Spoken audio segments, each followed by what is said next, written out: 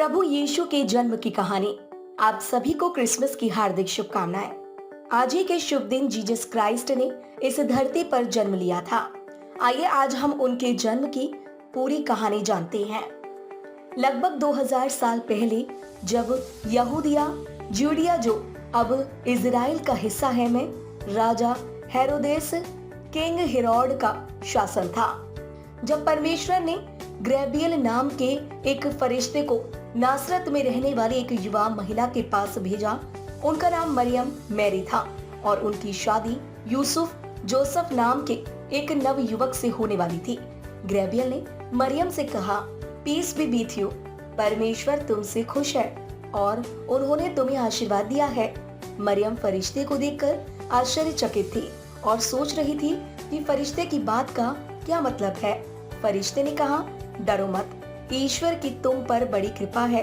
तुम एक पवित्र आत्मा के माध्यम से गर्भवती होगी और एक बालक को जन्म दोगी और उसे तुम यीशु जीसस कहकर पुकारोगी, जो परमेश्वर का अपना पुत्र होगा और उसका राज्य कभी खत्म नहीं होगा। मरियम डरी हुई थी, लेकिन उसको ईश्वर पर भरोसा था जो भगवान ने चाहा है। मरियम ने फरिश्ते को जवाब दिया। गैब्रिएल ने मरियम को ये भी बताया कि उनकी कजन एलिजाबेथ, जिसे सब लोग मारते थे कि अब वो मां नहीं बन सकती, को भी एक पुत्र होगा जिसे ईश्वर ने यीशु का मार्ग तैयार करने के लिए चुना है। इसके बाद मरियम ने अपने परिवार को अलविदा कहा और अपनी कजन एलिजाबेथ और उनके पति जकियार से मिलने गई। एलिजाबेथ मरियम को देखकर बहुत खुश हो गई। उसे पहले से पता था कि मरियम को ईश्वर के पुत्र की मां बनने के लिए चुना गया है। दरअसल एक फरिश्ते ने पहले ही जकियार को बता दिया था कि भविष्य में एलिजाबेथ का पुत्र ही लोगों को यीशु के स्वागत के लिए तैयार करेगा और उनका नाम जॉन होगा।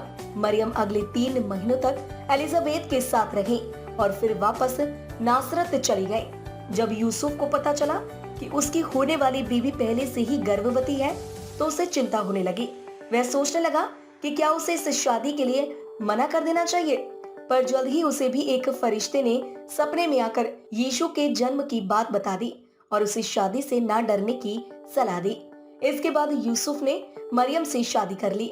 उस समय मरियम और यूसुफ जहाँ रहते थे वो रोमन एम्पायर का हिस्सा था और ऑगस्ट उनका राजा था। राजा चाहता था कि उसके राज्य में जितने भी लोग हैं उनके नाम की एक लिस्ट तैयार की जाए ताकि हर किसी से टैक्स वसूला जा सके। उसने आदेश दिया कि हर किसी को उस जगह पर लौटना होगा जहां का वह मूल निवासी है और अपना नाम एक रजिस्टर में दर्ज कराना होगा। इसके बाद मरियम और यूसुफ नासरत ने 70 मील की यात्रा करके बैतलहम पहुंचे। उन्होंने यूसुफ वहीं का मूल निवासी था, क्योंकि यूसुफ वहीं का मूल निवासी था। यह यात्रा वैसे ही कठिन थी, पर मरियम के गर्भवती होने के कारण यह और भी मुश्किल हो गई थी। जब वे बैतलहम पहुंचे तो नाम रजिस्टर करवाने के लिए वहाँ पहले से ही इतनी भीड़ थी कि उन्हें वहाँ रहने की कोई सही जगह नहीं मिली। ठहरने की एकमात्र जगह जो वो उसे ढूंढ पाए वो थी जानवरों के बीच। बैतलहम के बाहर मौजूद गड़ेरिये जब रात भर अपनी भेड़ों की देखभाल कर रहे थे। जब सुबह हुई तब उनके साथ भी एक आश्चर्यजनक घटना हुई। अगली सुबह एक फरिश्ता उनके सामने आया। गड़ेरिये पहले तो उसे देखकर काफी डर गए, पर फरिश्ते ने उनसे कहा, डरो मत, मेरे पास तुम्हारे लिए एक अच्छी खबर है। आज बैतलहम में तुम्हारे लिए एक रखवाले ने जन्म लिया है और वो तुम्हें जानवरों की चारा खिलाने वाली एक नाद भी मिलेगा। इसके बाद कई और फरिश्ते प्रकट हुए और आकाश में प्रकाश फैल गया और वे ईश्वर की प्रशंसा में गाने लगे। फरिश्तों के जाने के बाद गड़ेरियों ने आपस में कहा, चलो बैतलहम चलते हैं और वहाँ जाकर देखते हैं कि क्या हुआ है। सभी गड़ेरिये बैतलहम पहुंचे और वहां उन्होंने यीशु को एक नाद में लेटे हुए देखा। जैसे ही फरिश्ते ने बताया, धीरे धीरे यह बात फैलने लगी। सभी आश्चर्यचकित थे।